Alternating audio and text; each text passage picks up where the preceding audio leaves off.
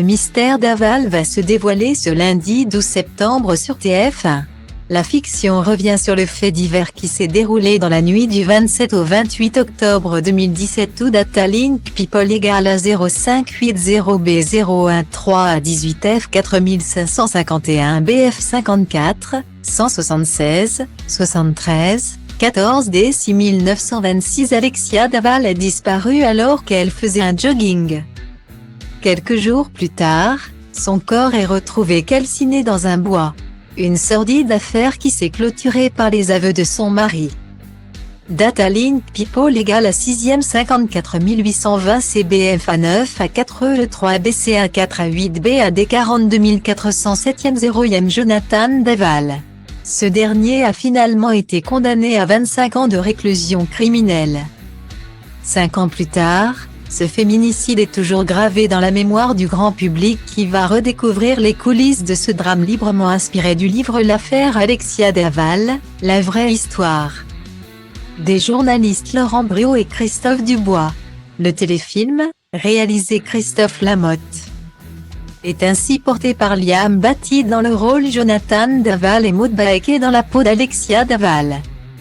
Datalink People égale à 5 à 48 à 22e 7 à 4 CB 0 99e 3 à 4 F 4822 F 19 B 08 Michel Bernier et Datalink People égale à 5444e 10e à 5e 7 à 4 C 99 à 62 A BBE 860e 348 à 5 Jérôme Anger. Eux, incarnent respectivement les parents de la victime, Isabelle et Jean-Pierre Fouillot. La fiction de TF1 se veut donc au plus près de la réalité, même si une part du scénario a été romancée. Le film est basé sur l'enquête de 2 journalistes qui ont couvert cette histoire. Il y a parfois des ellipses, a confié Michel Bernier au site belge Moustique. On ne sait jamais ce qui se dit à l'intérieur d'une maison. Les conversations de la famille sont forcément romancées. Le téléfilm est une fiction et pas un docu-fiction. 2 personnages ont ainsi été inventés de toutes pièces comme l'a révélé Le Parisien, qui a assisté à l'avant-première du mystère d'Aval organisée à la direction de la Gendarmerie nationale.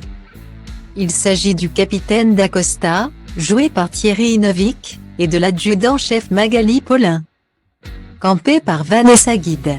En réalité, la cellule d'enquête comptait 14 personnes, a expliqué l'adjudant-chef Franck, le directeur d'enquête.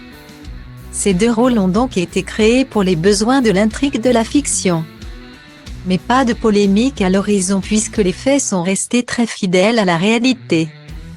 À l'écran, on a parfois l'impression de relire des procès-verbaux ou de revivre les auditions. Il y a une part romancée, très réussie, mais c'est assez fidèle, a assuré aux Parisiens le colonel Raguin, commandant de la section de recherche de Besançon. Un pari réussi pour TF1.